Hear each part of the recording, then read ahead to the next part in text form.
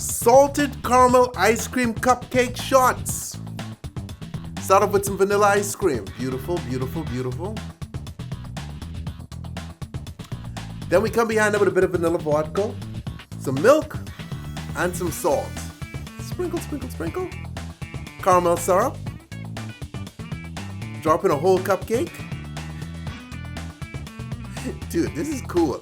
Whenever you put like cupcakes in a mix, it's good. And it does work, guys. It does work. I know some of you are sitting there going, that's not going to work, right?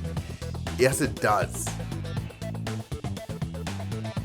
Get some sprinkles, some caramel syrup. We rim our shot glass, and then you pour in that mix. Because what it comes out tasting, right, is like this adult cake batter. It's delicious. It's fun. It's one of the most fun things you could do in alcohol. All right, put some caramel syrup on top. You could never have enough caramel. And there you have it. Deliciousness in a glass.